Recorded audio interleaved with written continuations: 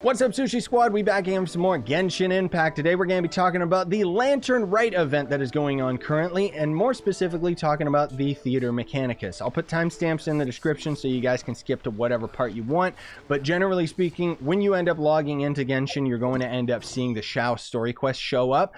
During the Lantern Rite event, you will be able to complete his story quest for absolutely free. The point is that once the event is done, you will be able to complete his story quest in the future, but it may end up costing a story key and maybe a certain AR requirement. We'll see what happens with it, but currently I'm just going to keep doing it.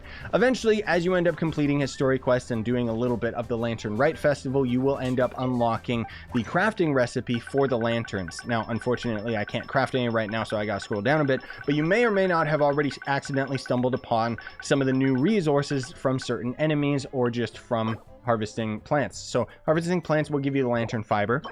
Defeating hilichurl type enemies and Fatui agents will give you the wick, and then for the ore, you get that from harvesting ore, beating geoviships, and stonehide lava churls, right? So all of these materials combine into the lantern, and the lantern is going to be a sort of currency during the event.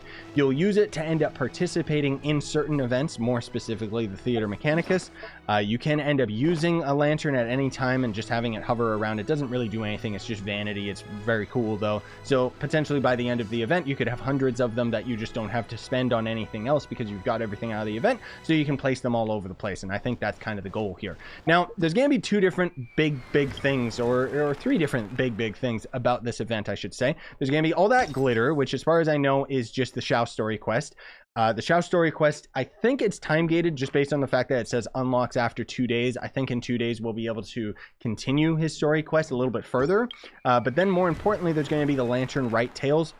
And then there's going to end up being the Lantern Rite, we've only just begun, reputation. So you can see there's sort of an XP bar, and that's going to be a reputation that you're going to end up building by doing the various parts of the event. More specifically, the Lantern Rite tales. So these are going to be time gated as well, and you'll be able to complete a whole bunch of them. There's going to be Tales 2, Tales 3, so on and so forth. But you'll end up earning a reputation by doing these quests that will slowly end up unlocking various features of the event, which more specifically, the big one everyone's waiting for is the Stand By Me. So reach the Glow of 1,000 Lanterns level of Festive Fever. That's a certain reputation level. And then you can spend 1,000 peace talismans. You can see those in the top right, which we'll explain momentarily, to end up getting any of these 4-star characters to end up joining your party. You can only pick one, so keep that in mind, okay? Just make sure you go for a character that you want. Honestly, they're all really good characters, so you can go for whichever one you want.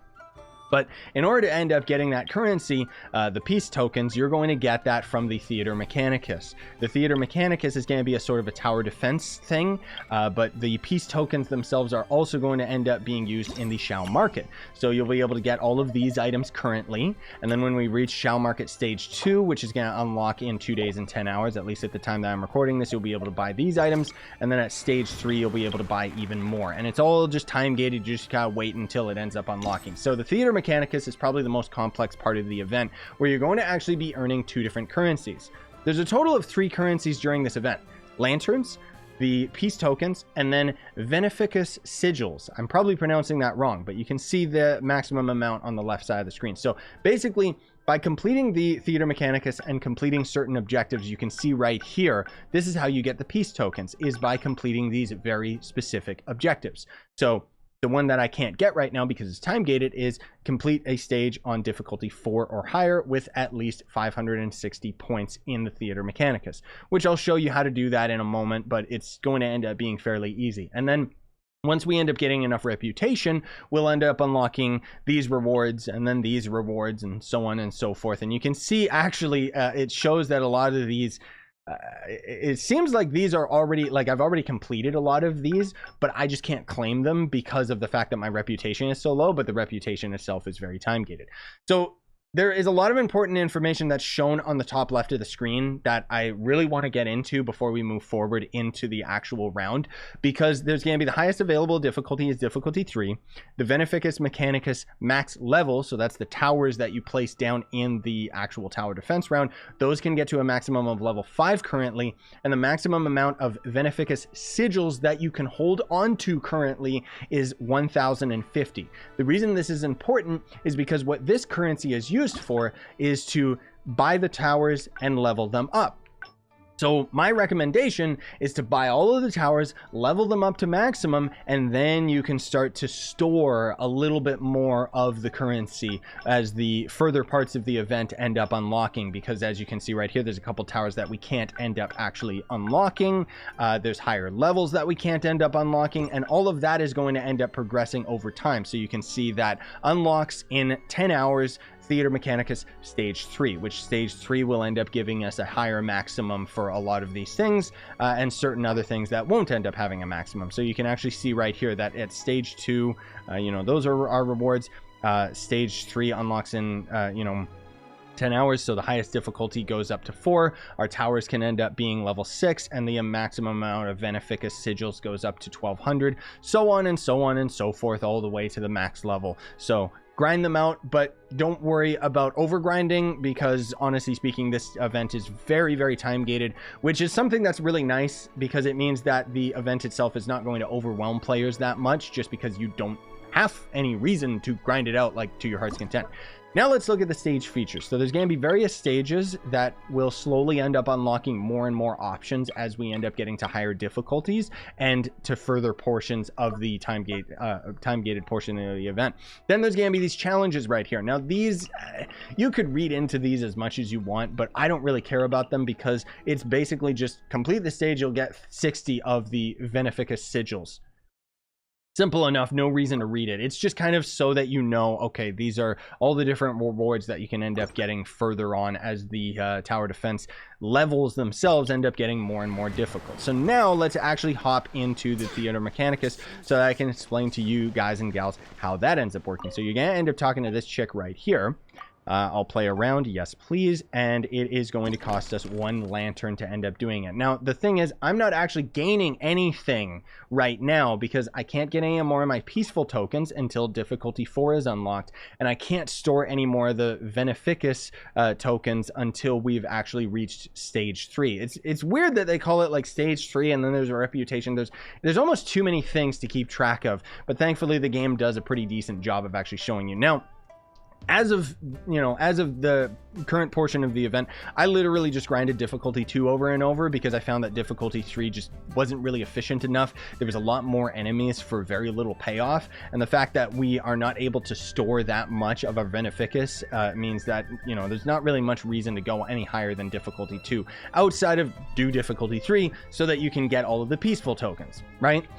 So anyways, we're going to end up going into the round of difficulty 2, and I want to tell you guys right here, right now, that you can use whatever character you want, because during the round, enemies aren't going to damage you. They're not even going to pay attention to you. They'll just keep walking in a straight line. They won't even pay attention to your towers, but you won't be able to damage them either.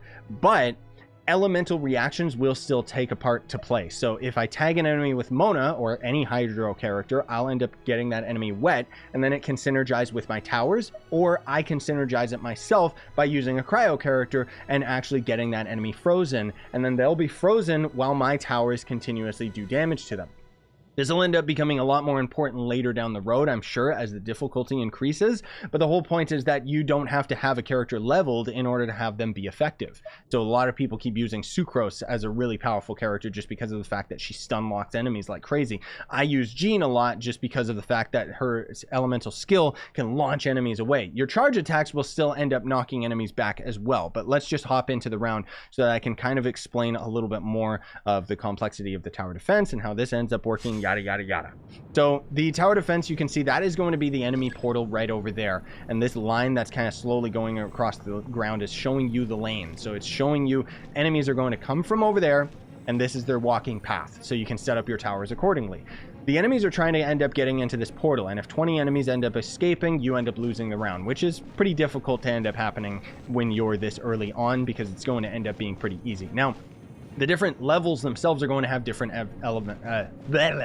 different environmental hazards. So in this case, we've got this bridge, and at any point we can end up spending 40 of our crafting tokens. Let's just call them that. They're called something weird, but you can see it on the left side of the screen. We have 400 of them right now. I can activate this, and then it's going to end up being on cooldown, but it's going to get rid of the bridge. So it'll block enemies off from walking across it, and if enemies are on it when I deactivate it, they'll fall into the void.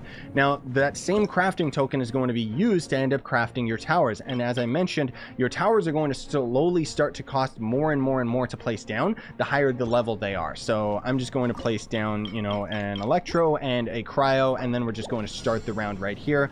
We can always end up starting the round. You don't have to wait for it or anything like that. And you're going to see these guys just slowly walking over here.